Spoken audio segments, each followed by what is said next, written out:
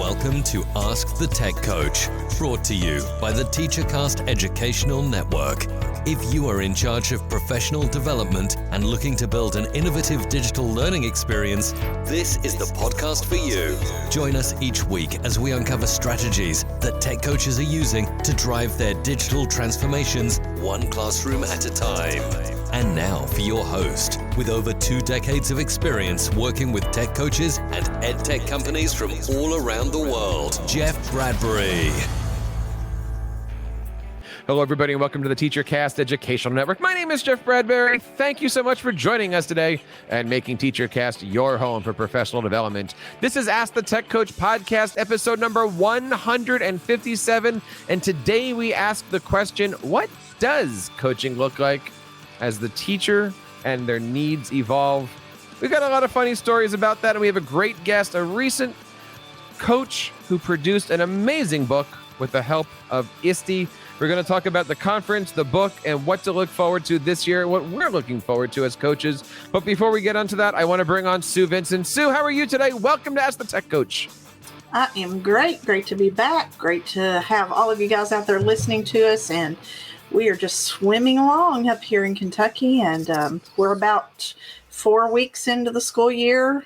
Labor Day weekend is happening here soon as we record this, so we're ready for the long weekend and some relaxation time, hopefully. It's funny you say swimming. We up here in Connecticut, we're recording this on Thursday night, and the previous night that we were recording this, major floods, major storms, major destruction in New York, New Jersey, Connecticut, all major states of emergency. So if you are in that tri-state New York borough area, I hope everything went well. If you're around the country, obviously there's a lot of stuff happening in Florida and California, but guys, let us know that you're out there. You can always reach out to this show in multiple ways. You can find us on Twitter at AskTheTechCoach.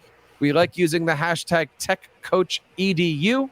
And of course, if you head on over to AskTheTechCoach.com, you can join our free professional development network. That's right, the TeacherCast Tech Coaches Network is free for everybody. Check it out over on AskTheTechCoach.com. Join over 350 amazing coaches from not just around the country, but literally from around the world, all working together, helping out. And starting in October, Sue, we're going to get back into our Tech Coach Roundtables, checking out everything that's happening in the world of instructional coaching, digital learning, tech coaching, you name it.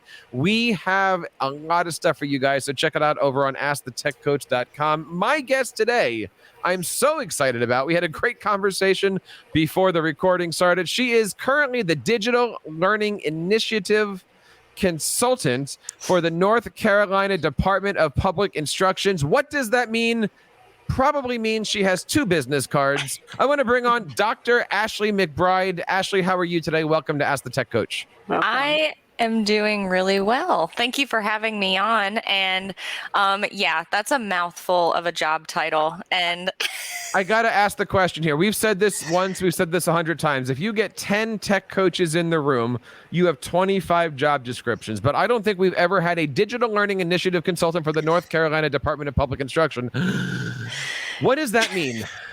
So in the state of North Carolina, there is a law that says that we're going to have a digital learning plan, and I'm the person who manages that plan. So the state's plan for digital learning, we have rubrics that the school districts try to advance in to better implement educational technology and technology in general. So I manage all of those state level contracts and things.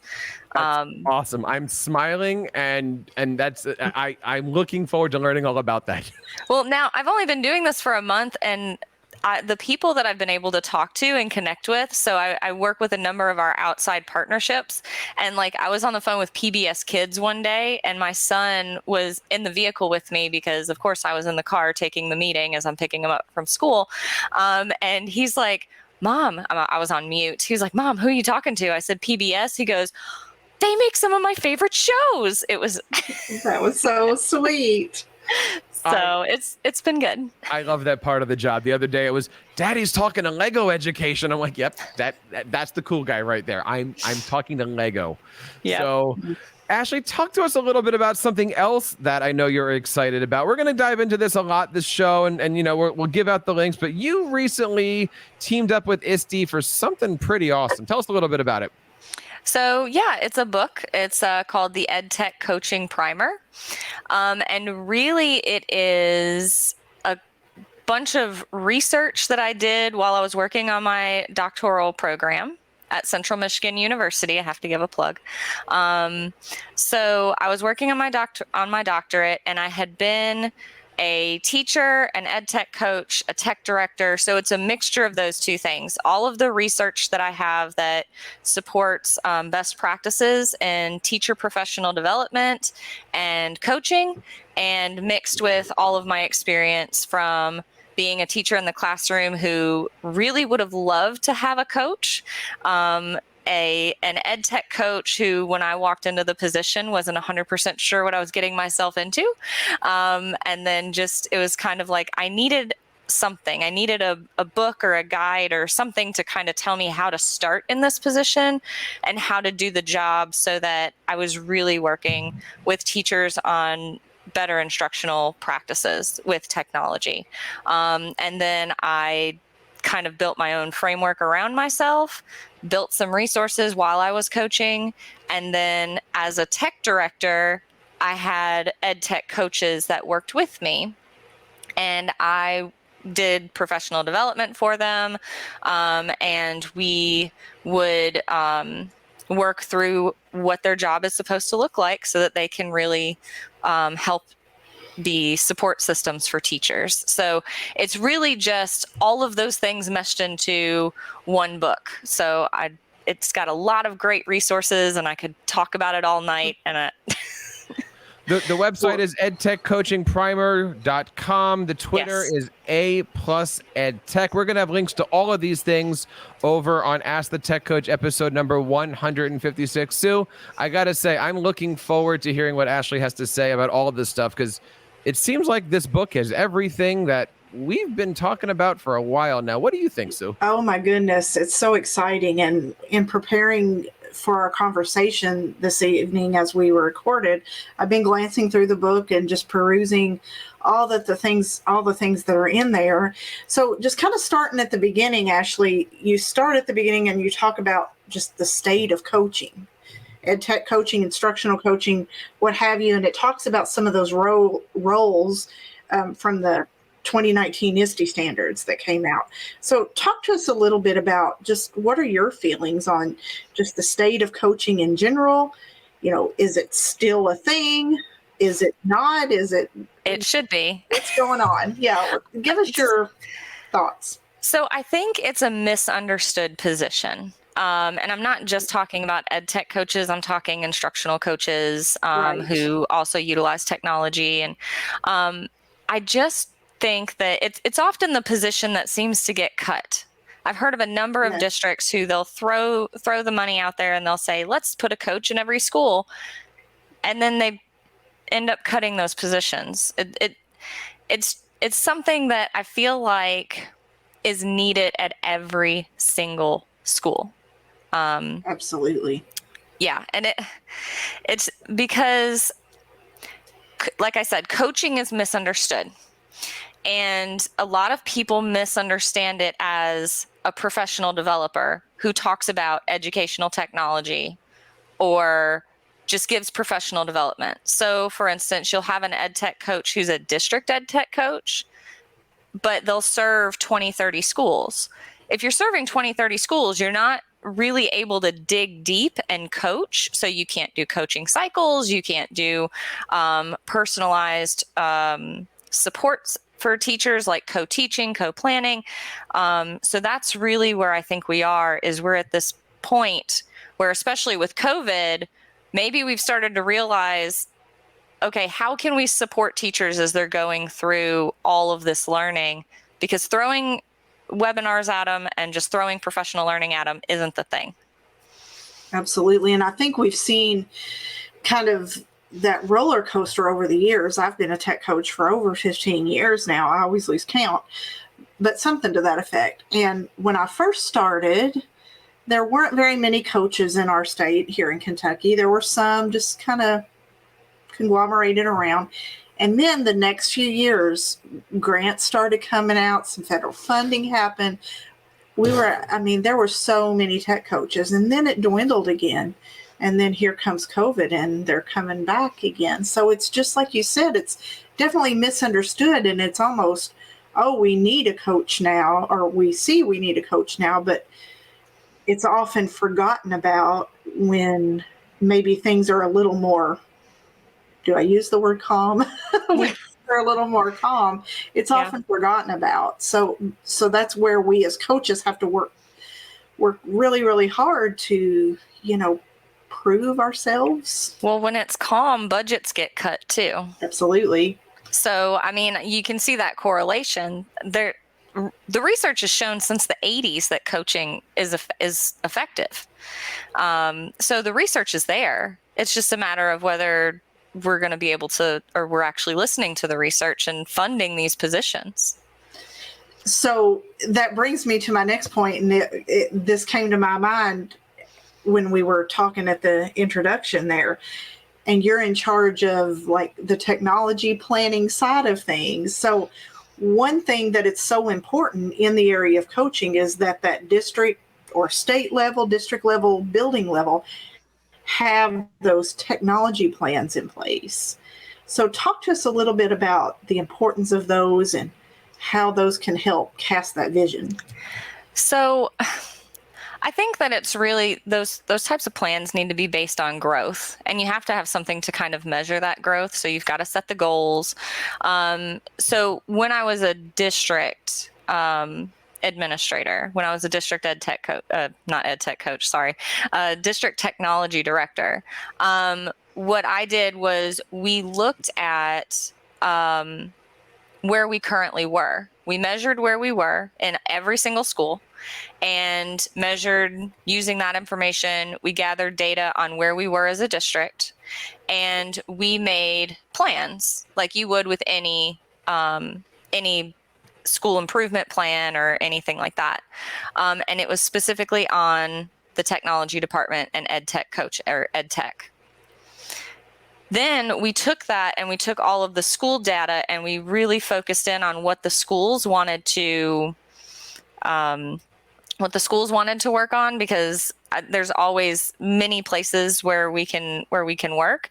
And I had an ed tech coach and a librarian in every single school. So I had a team who gathered this data, analyzed this data, created a plan for their school. They said, here's our vision of what we want to do. Here's the goal that we want to meet this year.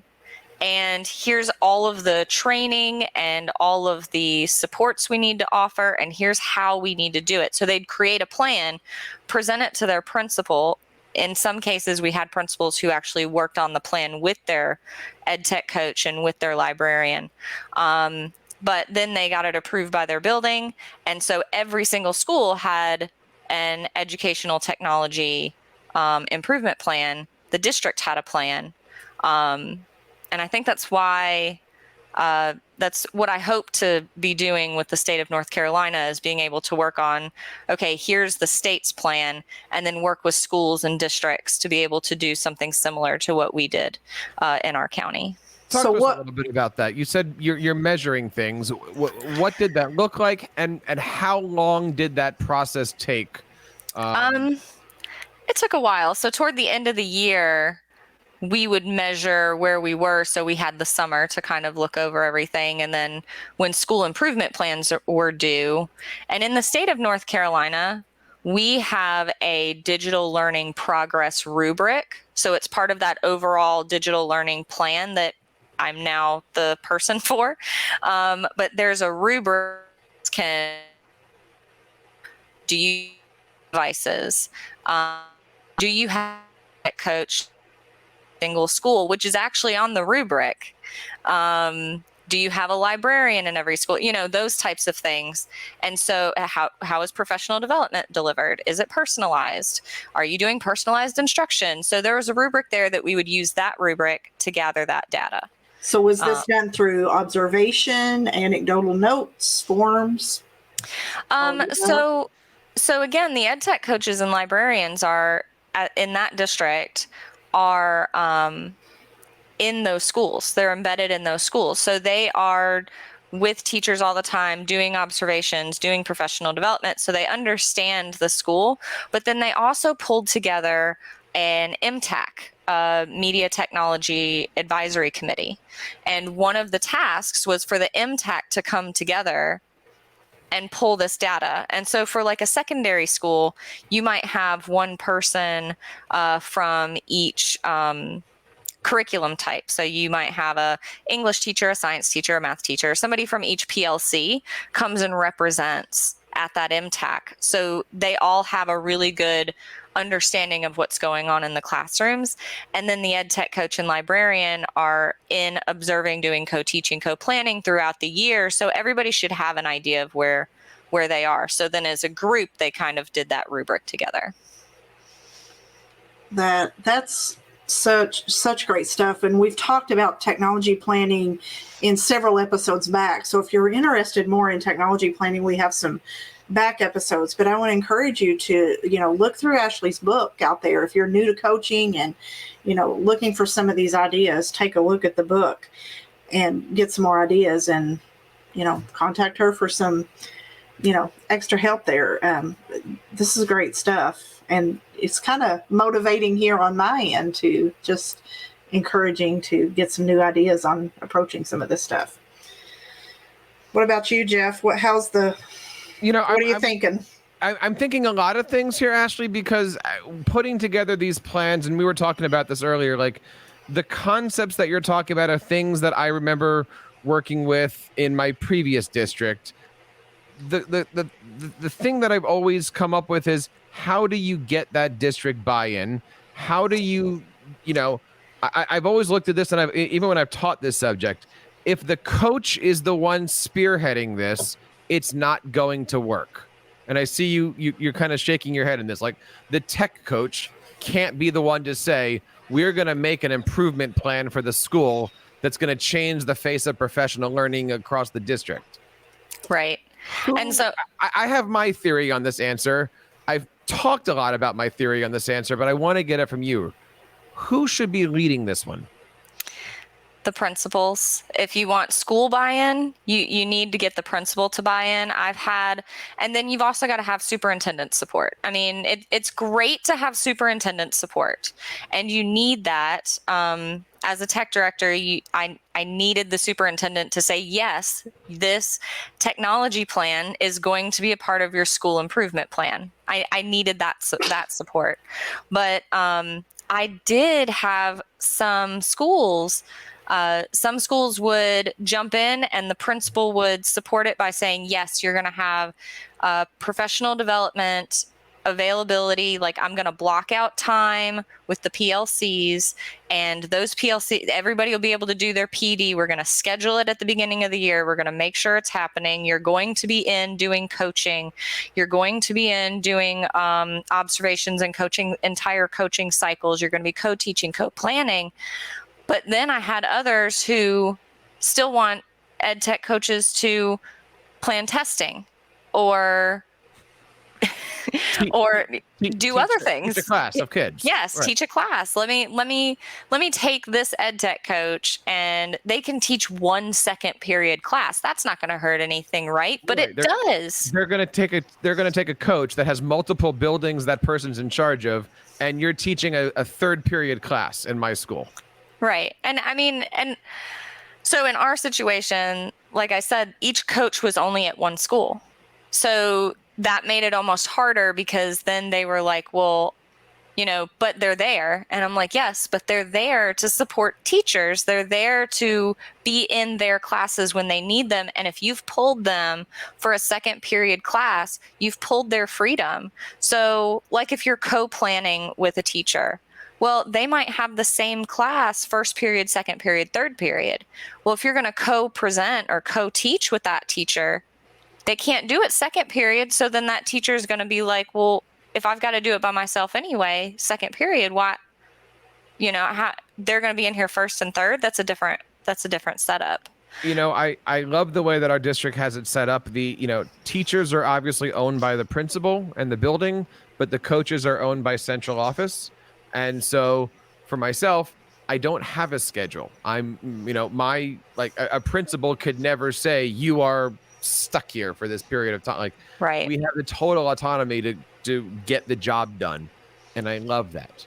And that's what research tells us. There was a research study, and this was on math coaches. They did it with, I believe it was Vanderbilt, did this. They do a math coaching study every single year. And the research showed that there was better outcomes with math coaches who they reported to somebody at the district level, but they belonged to a specific school. So they were able to be in the school, be a part of the community, answer questions, and be there as the teachers needed them because they weren't jumping from school to school. But then they had the district person to kind of be able to come in and go, nope, they're not doing testing. Nope, you can't put them in second period class.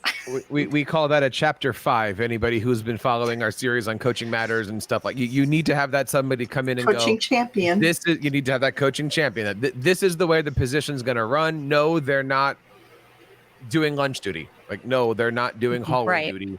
They need to be able to work and do and put all these things together. Talk to us a little bit about writing the book. Like, you said, you got your doctorate. You're working on what? Did you have the book in mind while doing the doctorate? Did somebody say, this dissertation's awesome, put a hardcover on it? Did you talk with ISTE a long time ago? What was that process like to actually get this thing out, and how does it feel now that it's here? So, actually, years ago when I was an ed tech coach, I kept thinking, why isn't there something that tells me kind of where I'm supposed to go? There were the ISTE standards, and those were standards I was trying to meet. And I love the ISTE standards, and they are completely throughout my book. But it was, what does this look like? What does this feel like? And where are the resources to help me get to meeting those standards?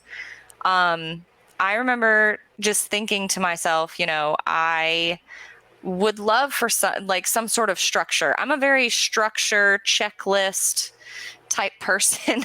So I wanted somebody to come in and say, okay, bucket number 1, bucket number 2, these are your buckets of responsibilities, go forth and conquer. I didn't have that. You're going to help teachers with technology. And that was my guidance at first.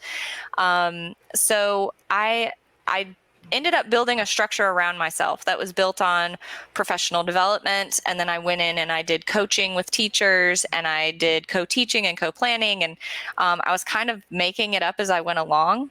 And then I left the position and was in the same district. So I was working district level as a project manager because I knew I wanted to be a tech director, but I needed the technical side of the house type thing. I knew instructional technology. I needed to learn technical. So when I was in that position, somebody said to me, well, you don't need an ed tech coach at every school. And I said, I really think you do. And this was someone who had the power to get rid of some of the positions. And I really fought back. And I said, no, I really do think you do. I was busy every day. I was supporting teachers in this way and that way. And they said, well, you're just that kind of person. It's not. And so they were saying that it was because it was me. And that's where the thought came to me. No, I think that people could, if you give them a structure, then it's easier to jump into that position, if that makes sense. You know what I mean by that? 100%. Okay. Absolutely. And those who have listened to these shows know I've come from a system that worked. I've come from a system that didn't work, and I'm in a system now that is amazing, and we're growing what we want the system to be. And yeah, working with coaches, people who are listening to this, people in our Tech Coaches Network, many of them have I'm here, I've got all the energy in the world, but people don't know what to do with me, or I don't know how to sell myself, or a direction. I'm not the light bulb fixer. All of those things that we talk about this. My question to you on this, why was it important for all of these ideas? Why team with ISTE? I think, well, ISTE's the ed tech place, right? I mean, when you think of the big ed tech conference, I always think ISTE. And ISTE books are well known for being research based. And I wanted something that I knew would get into the hands of ed tech coaches, and I figured ISTE could do that with me. I'm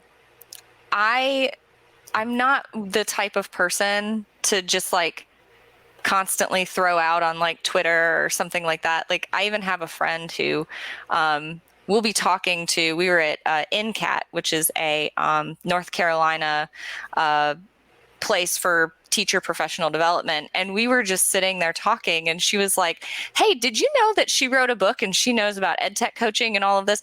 I don't just bring those things up in conversation, so I know that about myself. And one of the things I really wanted from ISTE was to kind of help me to promote this idea. I'm very, very passionate about ed tech coaches and advocating for making sure that teachers have support in implementing technology and changing the way that we look at education. And I knew that ISTE had that avocation or that advocacy lens that they could help me to get to that point. There's a lot of people out here that might be listening to this who are new coaches. And we've thrown out a few buzzwords already, you know, coaching, light coaching, heavy coaching, moderating, co-planning, modeling, all these different things. What advice do you have when somebody works with you and says, look, it's my first month. It's the middle of September. I've done the introductions, and now, Ashley, what do I do next? How do I become successful?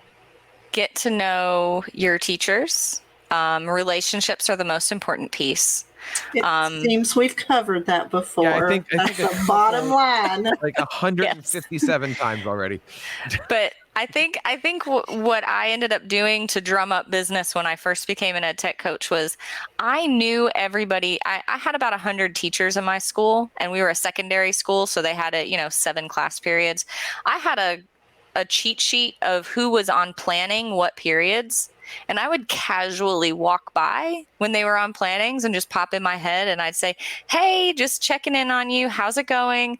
Do you need any support from me? And I can't tell you how many times I had people go, oh, I've been meaning to ask you this, but I didn't want to bother you, or I just hadn't gotten it in an email yet. So finding those empty spaces, which aren't empty spaces. Teachers don't necessarily have empty spaces, but and the trick is finding that. Ashley, I've been wanting to ask you about this too. Somehow a coach has to turn that into the coaching cycle of, because you can answer that question sometimes in 5 seconds and be out the door, or you can say, let's sit down with that tomorrow. Yes. And there's a line, because mostly when the coach says, Ashley, do you have a second?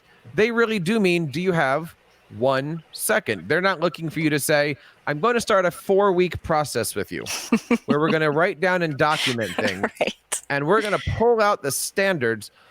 Now, look, I'm not saying this is a personal question because I'm in a new building and I'm trying to make relationships too. But how do you change those? Do you have a second to, coaching cycles? So coaching cycles, that's a hard one, because I don't think a lot of ed tech coaches do coaching cycles. So part of my dissertation was doing interviews with ed tech coaches. And when I did that, I asked them, do you do a formal coaching cycle? And the majority of them said no. They said that their coaching was more informal, where they would talk them through specific problems and things like that. Coaching cycles are a different beast. It's somebody really minded to growth. I would find 1 or 2 people for coaching cycles. Don't start with, we're doing coaching cycles this year, let me book all 10, 20 teachers. I'd say start with 1, maybe 2 of your teachers who are most interested in growth, who you have really, really good relationships with, and then explain to them what the coaching cycle looks like. I'm going to come in, I'm going to observe you, you're going to do some reflecting, and I'm going to give feedback, and then we're going to find something that I can specifically support you in. And because teachers don't know, I mean, nobody knows what they don't know. I would have loved to have, as a classroom teacher, somebody come in and observe me in a non-evaluative way, where it wasn't, they're going to be doing my professional evaluations in any way. I never had that. I would have loved to have somebody come in and say, what if you did this? Or can you let's think through this together, and let's plan and co-teach and all of those pieces. So that's it's a support. That's the question where I even get confused. I know me, but do you go to the teachers and say, we'd like to do or do you just say, hey, do you mind if I come in tomorrow and sit in the back, and you naturally make it happen? Or do you believe that the principal should say, we're starting coaching cycles and Ashley's going to be... I don't think about I don't think the last one. No. The principal should be aware of the coaching cycles, and I don't mean be aware as in know even specifically who you're doing it with.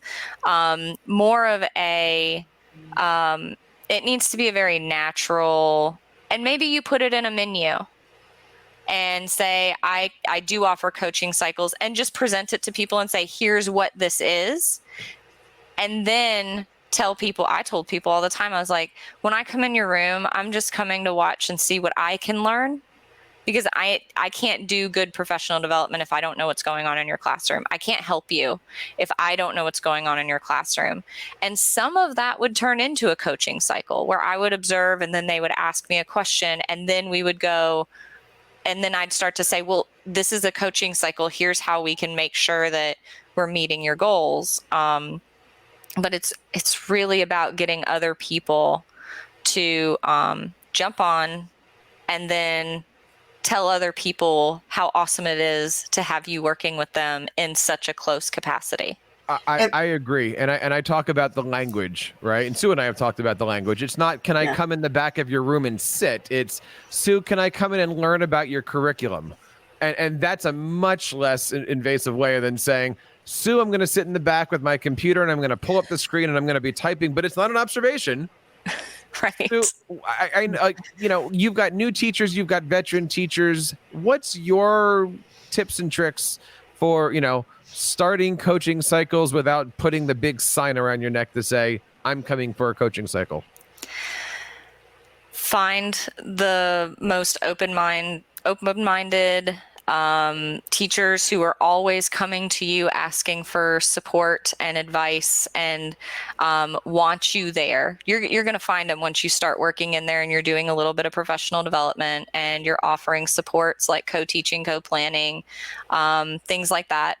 And then as those people keep coming to you excited about, let's co-plan this, let's do this, then ease into it by saying, what if we did a coaching cycle? Because then I could observe, we could really think through reflection and feedback, and I will better be able to give you these supports because I will better understand your needs because I will be seeing it on a regular basis. So get those early adopters, and then let them be your advocates to get more people into coaching cycles. I don't suggest that anybody who's a first, second year coach to just jump in and start a whole bunch of coaching cycles all at once and say, this is mandated or this is something we're doing. I suggest getting the relationships and finding out who your early adopters are first. And that kind of segues into another part that stood out to me as I was browsing the book, is creating that impactful professional learning and being able to sit in those classes to get a better idea of how to create that. What are some ways that as we observe classes, work with teachers, do these coaching cycles, that we can then work further on creating that impactful PD. So you've seen what the teachers are doing in their classrooms, and you might see things that they're not seeing. So an example would be like and I'll go back to when I was student teaching. When I was student teaching, I had somebody tell me, Ashley, do you know that you teach to the right? And I was always apparently teaching to the right side of the class. And I wasn't because I'm right-handed, and I would just naturally do that. And so they came and they told me that, but they were sitting in there. Now that was that was them talking to me as a student teacher. But instances like that. So you've seen all of this stuff, and you can see the trends in your school, and seeing those trends will help you to be able to better create professional development. So a better example might be you've gone through and you've noticed that you have a lot of teachers who are using Kahoot or Pear Deck, or they're using the same tool over and every teacher. I remember as an ed tech coach, I had one student come up to me and said, can you please tell the teachers to stop using Enter ed tech tool there, because I don't want to slander anybody. But it was the fact that every single teacher was using it in every single class period. And when you have 7 classes in a day and you're doing it 14 times a week, it gets boring. So I had to go and say, okay, you like doing this because it does this for you. What if? And then I was able to do professional development that tailored to what the needs were without the teachers even realizing there was a need. What's your motivation isn't the right word here, Ashley, but what's your method for doing that? Like if you're in the back and you're sitting there going, oh my goodness, I'm watching another Kahoot. Do you say, hey, I'm going to come in tomorrow with a lesson? Do you say, let's sit down in the back during your period? I'm going to show you something different. Or, how do you suddenly get every teacher to stop using one particular tool and shift them into maybe 6 different tools or whatever? Well, I don't like to do entire professional developments on specific tools. That's first and foremost. So all of the professional development that I would design as an ed tech coach was, here is a strategy or an idea or a structure. It was an instructional, it was a pedagogy lesson. And then I would say, here's 4 or 5 tools that could help you with that. And if you want to talk about the tool, let's meet one-on-one and you and I can work with the tool together. And then a lot of teachers, you've got, like you said, high flyers, and you've got the people who are just going to go forth and do. That's enough for them. They explore those tools themselves and they take off running. And then you have other teachers who will go, okay, so I'm doing review, and here's strategies for review, and here's some tools that can help. I think I'm interested in this one. Can you come and show it to me?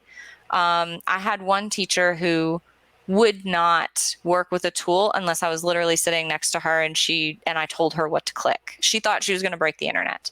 But I had others who would just take it and run. So I really think it depends on your teachers. And I think it depends on what the topic is. So like for that, that's a review. So maybe I do a PD on just, here's different ways to do review. Maybe I do a potty PD on it, where they stick that newsletter or that thing up in front of the toilet so the teachers will read it. Maybe I do a newsletter about it, but it depends on what it is. And I focus on the instructional strategy, not the tool. So I wouldn't go to a teacher and say, Kahoot is being overused, let's use something else. I'd go and I'd say, let's think more about review games and how you review with your students, and what are some other strategies for review. Love it. And that's so important. Wow. Having those strategies, many new tech coaches are listening to this. It's about building those relationships. It's about building those strategies. It's about coming up with what's right or what's wrong. This past week, again, I mentioned I'm in a new building. I did 15 or so classroom introductions, and, I purposely go in there and throw a bunch of dad jokes. Some of them were great, some of them bombed. But you're using it to go, okay, this bombed in 3rd grade, but in 5th grade it really worked because they get sarcasm a little bit more. And it's just a matter of trying to figure out, okay, what do I have? What can I do? Where do I do it? The question that I have for you, Sue, is where can a tech coach go to learn more about how to get these strategies and do things the right way? Come right over and see us on the Tech Coaching Network. That's right, everybody. You can go over to askthetechcoach.com and check it out. We have a free membership site. That is right, FREE free. You can check out everything going over to askthetechcoach.com. Check out everything that we've got there, including all of our resources, our online courses. We've got so many things going. We are now partnering up with 2 amazing companies. We're partnering up with SchoolTube to bring you a whole bunch of our shows. We've got our videos still going up on YouTube for our Tech Coach Weeklies. And we're actually launching 2 at this point online courses this week. One is all about making data dashboards, and also another one's about creating, instructional coaching resources. And we're doing that with a brand new resource that just came out called EdSpark. If you don't know what they are yet, check out everything over at edspark.world. That's edspark.world. And you can check out us and many, many other people today doing some great things over at EdSpark. But Ashley, you have a different question. So I'm going to do this setup here. Ashley, where can people go to find out some amazing things and get some great resources and maybe run into a primer or 2? edtechcoachingprimer.com. And there's also a podcast, the A+ EdTech Coaching Podcast. It's actually a relaunch. I used to have the EdTech Coaching, or the EdTech, the A+ EdTech Podcast, sorry. But whenever the book was getting ready to launch, I swapped it up because I'd taken a break when I started my doctoral program, because podcasting and being in a doctoral program and having kids and a full-time job was a lot. I see you shaking your head, Jeff. Don't say that to me. I don't want to know. No, you don't. You can do all of this stuff on the same hour. It's okay. Yes, all at once. It just takes a lot of coffee. It just takes a good co-host. There you go. I didn't have that. I didn't have that support. You can do all this. It just takes a 3rd monitor. It's all you need. Ashley, I want to say, first of all, thank you. I guarantee you guys, this is not going to be the last time. This is not a threat. This is not the last time that Ashley's going to be on the show. We're certainly going to be asking her to come back and do things with us. She's got a great book, the EdTech. I want to make sure I'm getting this right. The EdTech Coaching Podcast, the EdTech Coaching Primer. All the links and stuff are going to be over on our show notes, episode number 156. Ashley, I would not want to let you go without first saying thank you to ISTE. They have been fantastic getting us connected, making sure that we meet and get to know each other. We're going to be doing a lot of shows over the next month with ISTE. They're not all going to be Ask the Tech Coach shows. Some of them might be over on the TeacherCast podcast channel. So don't forget to hit like and subscribe and follow to all of our different shows as we go through here. Sue, I am looking forward to this great year. I'm already looking forward to some of the things that's going on. I know as people are listening to this today on Monday, I have off today. I have off tomorrow on Tuesday. Are you guys, anybody here on a 4-day holiday? No, we are off on Monday, level. Teacher in service on Tuesday for us. Nice. Just 3 days here. Ashley, thank you so much. I'm going to give you an opportunity to say the last word. What should coaches be thinking about, motivated about, getting ready about? It's the middle of September. You've got an entire field in front of us. Time's yours. Your teachers have learned so much technology and so many different strategies, having to be forced to teach online through COVID. Do not let them lose all of that. I've heard of stories where teachers are just saying no more technology, and that's not what we want. We want a good blend. So start thinking about how you can take what they knew and did well in face-to-face and what they knew and did well in remote teaching and put those 2 things together to make a phenomenal learning environment for our students. Ashley, thanks so much for coming on. Sue, you've got some great stuff going on in your neck of the woods. Talk to us a little bit about what's happening this week on techimaginations.net. Yeah, lots of videos coming out. I'm back up going with my Tech Tip Tuesday, and just finished recording sessions for the Back to School Shake Up Learning Conference. So if you have not registered for that, go over to shakeuplearning.com/conference, and those sessions will be available September 24th, and it is free. Very exciting and great speakers. There's a lot of other things that are happening over on TeacherCast. I guess I'm the only one that has off on Tuesday of this week. So I'm going to be spending it getting ready for a few things. In September, we are going to be participating, Sue and I, and the FETC Twitter chat. That is going to be coming up on September the 14th. If you guys are around, September 14th at 5 o'clock Eastern, we're going to be doing a coaching chat. Ashley would love to see you there using the hashtag FETC, talking all about coaches. And I am looking also forward to doing my next keynote address. It's actually my first, and I'm excited about this, international keynote address. We're going to be doing it with a Canadian audience, and it's going to be produced worldwide. And so more information of that coming out. I'm really looking forward to that. We're going to be actually doing a keynote, not for adults, but for students who are starting off their college journeys. So it's kind of cool working with our youth, I guess we could call it that, right? Lots of good stuff there. So other than that, check out everything over on TeacherCast and AskTheTechCoach.net. And with that wraps up episode number 157 of Ask the Tech 156 of Ask the Tech Coach. On behalf of Sue and Ashley and everybody here in the TeacherCast Educational Network, my name is Jeff Bradbury, reminding you guys to keep up the great work in your classrooms and continue sharing your passions with your students. You've been listening to Ask the Tech Coach, hosted by Jeff Bradbury of the TeacherCast Educational Network. Please reach out to the show with all of your questions on Twitter at AskTheTechCoach or online at www.askthetechcoach.com. Be sure to subscribe to our podcast so you don't miss any future episodes. And please take a moment to write a review in the App Store.